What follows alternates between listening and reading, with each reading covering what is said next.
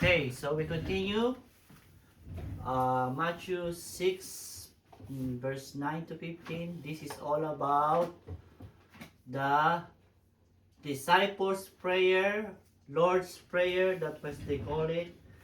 Everybody knows it. It's a famous prayer, and we almost pray it every day. And last time I asked, how do you pray? Remember that? Yeah. So the pattern, how do you pray? Some starting with thankful to God, some are wish to God, or I don't know, request to God, right? But after learning this, we will know the pattern on the right way to pray, like the sequence or the pattern. This is like the framework because Jesus teach us this prayer, right? But before that, we have to go on some of the questions so it will remind us on our past lesson, and this also will strengthen our knowledge, like mastery of what we learned. Sometimes you forgot about it, and this will revive it because it's been a week. Okay, we already know those three core in religious life. Yes. Almsgiving, prayer, and fasting. Now we are in the second one regarding prayer. Almsgiving is your relation to other people. You need to improve that because that's a good way to maintain relationship to others by sharing your blessing or giving or helping others who are in need. And that's called almsgiving. We have to practice that. We have to always practice how to do good to others to improve our goodness in ourselves. Okay? Now, concerning prayer, prayer is relation to God. We always need to pray so our relationship becomes deeper. And the more deeper we're close to God, the more we get stronger. The more we get stronger to temptation. And the more less sin that we can commit. We always sin, it will reduce our sin. Okay? Ready for the questions? Which is this one? The middle. This is the garments on the corner. Wait, what? These are the garments that the tassel on the garments, Can you move it around? and this is like saying about Lord speaking to Israel, tell them that making fringes on the corners of their garments, so they are surrounded with the law of God, and they will remember. What verse is this? Number? Numbers? Is this Numbers? You Numbers. changed the order. Okay, hear Israel, the Lord is our God, the Lord alone. You shall love the Lord your God with all your heart, all your soul, and with all your might. What verse is this? 6. Deuteronomy 6. Deuteronomy 6. Here are the prayers that you put in the 6. doors. And this is Deuteronomy 6. Jewish prayer every day, every how often? So yeah, Every 9 day. a.m. Right. Every day. Elijah's triumph, we already discussed that over priest of Baal. And we know the story. That's how the fire, the other priest prayed for a long time, hours, but What do you mean? Baal, Why? Elijah just prayed like seconds, and they put water and stream, and it burned. Okay? Okay. What the? Pray in this way. Our Father in heaven. What's next? Hallowed be thy name. Hallowed be thy name. I'll be your name. Is that what in the Matthew? Yeah. I think that's. I'll be your name. May your name be reversed as Aye. holy, Oh, or aye. hallowed be your name. Aye. May your kingdom come. Your will be done. What else? On earth as it is in heaven. May your will be done on earth as it is in heaven. Give us today our Daily bread. It's different, remember? daily bread. And forgive us our debts, As we As also we have forgive forgiven our those our debtors. debtors. as we also have forgiven our debtors. Debtors, not debtors. Debtors. Debtors. And do not bring us to the time of Trial. trial or temptation. Oh, I told you, that's why I haven't opened. This is different. But rescue us from the Evil. Evil one. evil one or temptation.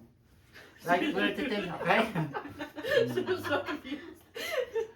Okay. Trespasses. But rescue us from our trespasses or from our sins.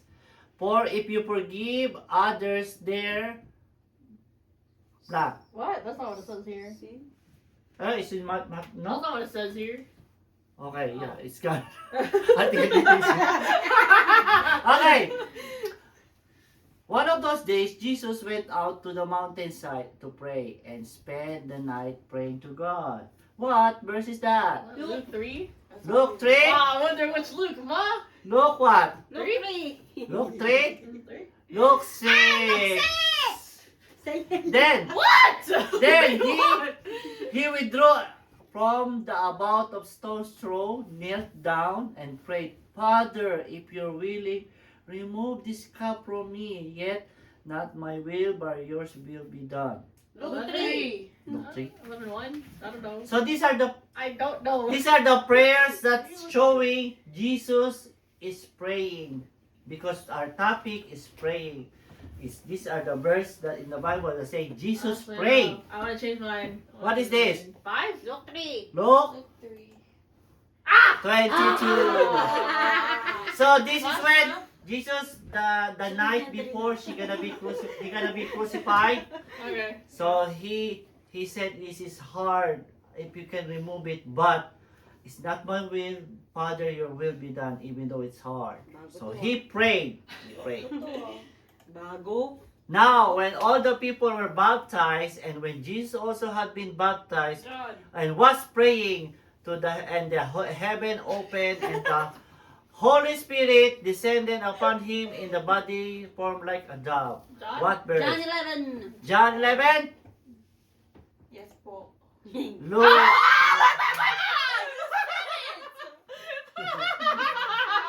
Luke. Remember, Kasi nandiyan si John eh. remember, in Luke 3, that's when Jesus was baptized. Chapter 1, chapter 2. Sa Matthew. But this is Luke 2. Okay? You guys didn't get the one you wanted. But he would withdraw to deserted place and praise. He always go. 11? Look. 1. Ay, 11 pa. Luke 11? Or 5. Luke Hey, 5. you shall learn first. Okay, then I said 5. This one, now when all the people were baptized, and when Jesus also had been baptized, he was praying. This is the same, I think. Yan si John. What is this? John? John. The same. Why is it the same? Oh yeah, because it's verse 20. The same. What? This is the same. I'm so confused. Wait, maybe this is the next one. Maybe I didn't change it. Okay, I was like, huh? it's the same. There's so many copies. Hey. Oh, Hey, what is this? Wala ka parang yun lang. oh yeah. So they took away the stone and Jesus looked upward and said, Father, I thank you. I thank you for having heard me. John. 42? I knew that you always hear me. This is the video that we watch. Oh. Oh, They yeah, removed the yeah. stone Yeah. and he prayed, Father, I thank you that you hear my Oh. prayer. Oh, Luke 11. Okay. Luke, John. what? What's the guy's name again? John. What is this? John or Luke? John. Luke 11. There's 42. Luke. John. John. Hi, John. We already did Luke. What? John. I didn't change. You're messing with me, man. Ito, baby pa, oh. He was praying in a certain place after he was finished. One of his Luke 1. disciples said, Lord, teach us to pray as John taught his disciples. Luke 11. Luke 11. Okay. You're messing with me, man. So I will correct Hey. those, okay? What? It's good we have those laughing time, eh? Okay. Now we go to our topic. May 3. Can we speed run the review? Yeah, I'm just gonna, go over it fast. Okay, so this is the prayer, and this is the traditional prayer that we are doing in the Catholic. Uh-huh. So what I said, this is just like the Bible scholars are keep them changing for people to understand better. Okay, so they apply new words so the recent people can understand because the language on the olden times are like very deep. So they're trying to change it for easier understanding. And this is the contemporary version. I think we pray this when we are elementary. This version. Forgive us our sins. I did not. This is like in Catholic, but this is we pray in our school when our kids. Long time ago. Elementary. Yeah. Long time ago. Because we pray when we were elementary, we pray in the morning and before going home. And now they're not doing it in the school, right? Pretty sure in the Catholic ones. No, it's not Catholic, it's public school. We went to the public school. Well, most of the schools Public isn't school. Catholic, that's why. Then Luke 11:1 to 4, we already did that. And these are the verses that in the quiz. So the Luke 11:1 to 4, that's when the disciples are seeing him praying and asking him because Jesus is like the secret on his like extraordinary power is because he always pray. He can heal people, he can do miracles because the disciples said maybe this is the secret praying. So please teach us how to pray because they want to, have it too. Okay? Next. I think we are on the next slide. The prayer we already discussed is the very well-known prayer. It was repeated, the most repeated and the most sung prayer. We sing it in the church, right? So this was singing, they pray it. Everybody, almost everybody knows it. Okay, but this passage, this prayer that we're talking about is a teaching manual on how to pray. This is like the pattern. This is like the manual on like what you buy in every item that you have a manual, right? So this is the manual, and we also discussed on how do you pray, how do you start, and how do you start with your concern or your what you want or what you wish. What you want? Okay, remember when you're praying, God is not like Genie or Santa. Okay? It's not like you need to be in the nice list to receive gift. God is not like that. You don't need to rub a lamp to have 3 wishes. God is not like that. Okay? Our prayer should be always focused on God, not to ourselves. Because if you only pray for all your needs, it will be a selfish prayer. Normally, sadly, that's what's happening. You always only pray for what you want, and you pray for your weakness, all about you. But sadly, that is not even right. Even though your intention is good, but that is called a selfish prayer. If you're starting to learn how to pray, Jesus teach his disciples the right pattern. What is pattern? Pattern, you align it with that. You don't even need to pray the disciples' prayer. Actually, this is just Jesus explaining this is the sequence. You don't need really recite the Our Father.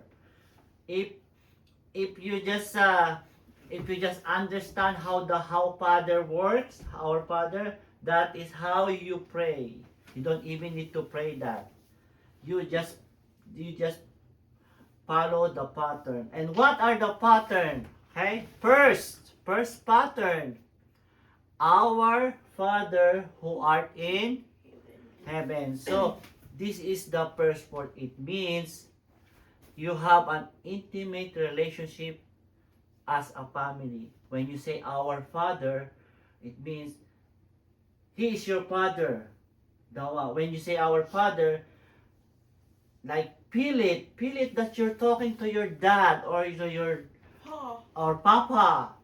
Because when you talk to your dad or your pa, like you're so like you're so not so scared about it. You're so contented because you have a relation. So when you talk to God, you talk as you're talking to your father. That you have a relationship, that you are a family. Okay? You should be a believer of Jesus to be call him as your father. That's why God is our Father, because we believe in Jesus. But if you don't believe in Jesus, how can you call him Father? Because Jesus is the Son.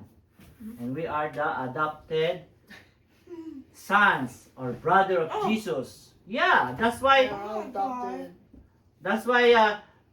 if you believe in Jesus, that Oh, it saves you. It saves you from your sins, and then Jesus is your brother. Then you can call God as your Father. So when you pray, feel it. I'm talking to my Father. Not just say our Father with nonsense things. You feel it. Father, I'm talking to you. Something like that. Okay? That's how you pray. You talk to your Father. And where is your Father? In heaven. What does it mean? This means your father can have a father means that you have a part of a family of God. If you're not a Christian, how can you pray our Father? You became adopted brother of Jesus when he saved you by dying in cross to pay for all our sins. But Jesus indicates that you are praying to wish to who is high and all above things. So that's why he is remember when you say our Father, you are so relaxed to say it because he is your Father. But remember too, he is in heaven. What is he doing in heaven? He is the Most High. You have to remember to say it with respect. Your heart that you're talking to a highest person. You respect. You know his power. You know he can do everything. That's what when you say our Father in heaven. You don't just say our Father in heaven. You feel it. That was Jesus saying. You can say, Almighty God in heaven, my Father. You can say that. You can even change our Father. He was just saying, you start to pray. You acknowledge you're talking to your Father. You acknowledge he is our God. You acknowledge that he can give you everything and he has all the power. You can even change any wordings. But remember, this is the feeling that you have to do. First, recognize God. The God that is not so far away that you can call him a father, but not so low that you have to respect because he is in heaven. Okay? Any question with that? No. So that's how you start your prayer. Worship God, recognize he is the Father, recognize he is in heaven. Set your mind, elevate him in your mind. That's how you start your prayer. Next. Hallowed be thy name. Hallowed be thy name. We see God as not as a source but as sacred. We don't only wish God that do this and do that. Our God is not Santa or Genie. So his name is sacred. He is the most holy one. You have to respect him. You have to give him the highest respect when you say his name is holy. Holy means he's above all his name. That's why you don't use God's name in for nonsense things. Because that is God. He created us. Remember that. He is the Holy One. You have to respect. You have to elevate in God. You are the most powerful. You created me. You give me everything. So that's how it means. Because your name is holy.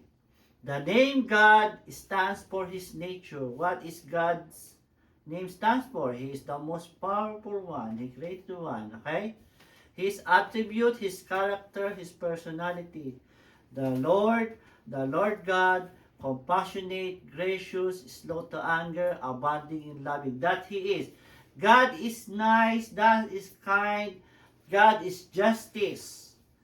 God is forgiving you even you always make mistake every day because God is love. You have to put that in your mind while you're saying, holy be your name, because your name is everything. You can forgive, you can, make me strong, you can give me anything. Okay? And the truth, who keeps loving kindness for thousands, forgives iniquity, transgression.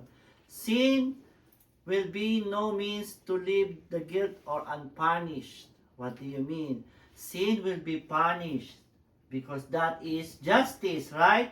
If you do wrong, you have to punish. If you do right, you have to be rewarded.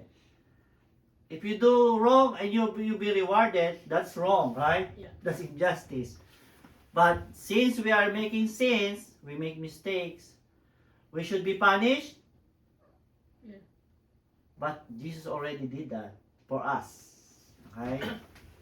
So we are forgiven because Jesus died for all the man's mistake.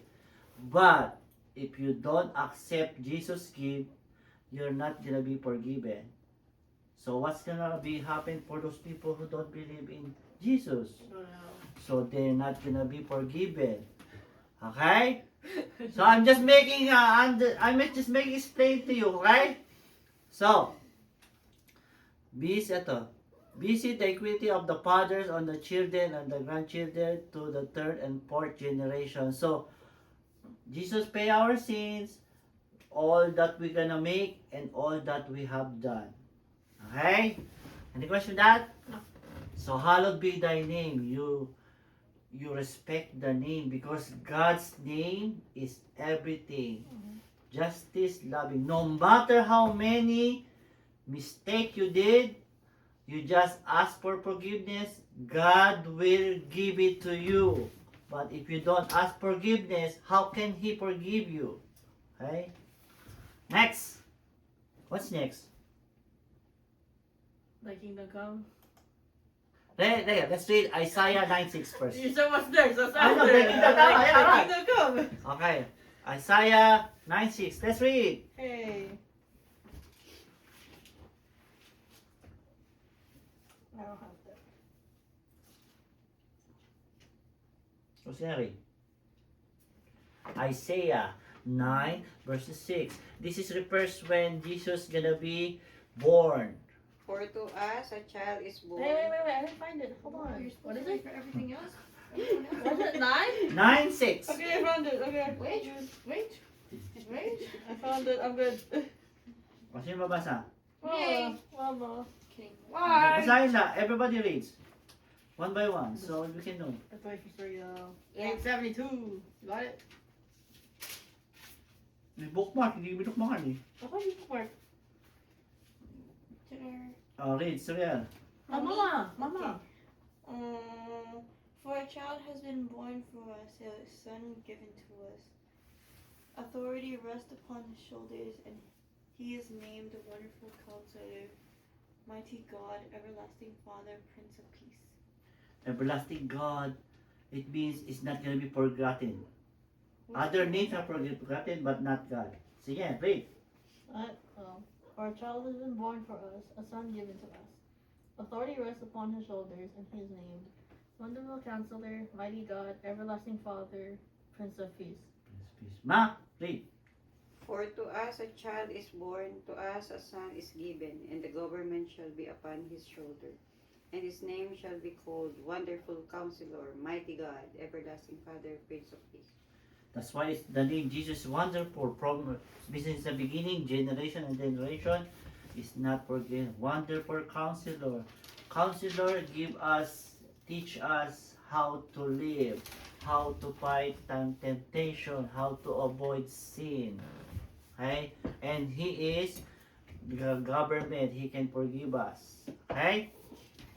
That's why it says here, generation and generation, the mighty name of God will not gonna be forgotten.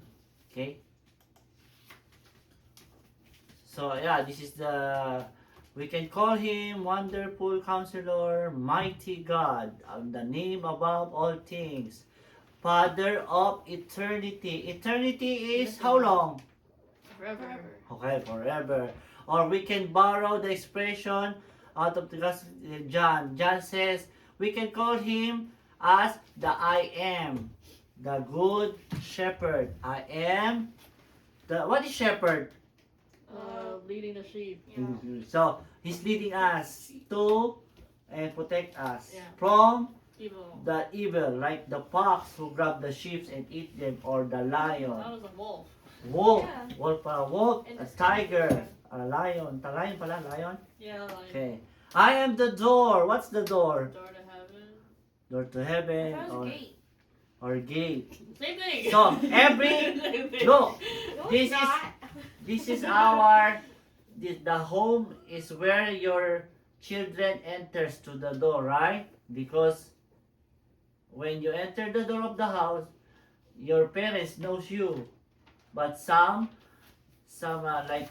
those that will break in, they enter to other like window Forced entry. or the forced entry because they are not children. They're not banana. So the children of God knows and goes to the door, and those that children of God cannot enter the door. Okay, but you cannot enter anywhere. You have to enter the door. So you have to be a child of God to enter the door. And who is the door? Jesus is the door. Kind of door, front door, back door. Okay. Or gate. I am the way. So Jesus is the way, the way to goodness, the way to the truth, and the life. Because if you don't have Jesus, you don't have life. You are like walking dead. You're alive, but you're dead. Because if you don't have That makes Jesus, no you don't have sense. life. Right? Your life You're is alive, dead. but you're dead. Yeah, you're alive. You're walking that, but you're dead because you don't have Like a zombie. Jesus. Okay, like a zombie. What is I am the vine? Zombie alive. I don't think zombies alive. What is vine? Vine? It's like where everything grows from.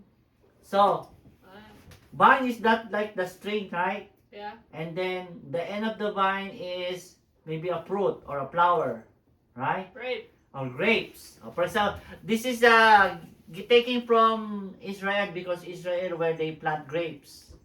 So the Father is the tree or the source.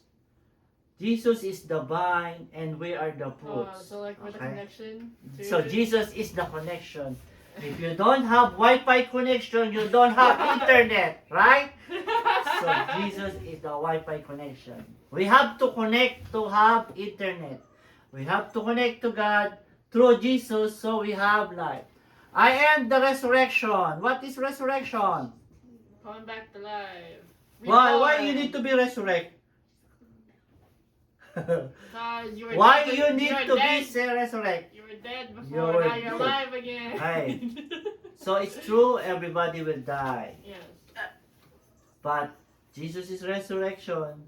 Those who believe in Jesus, those who are dead, are gonna be resurrected.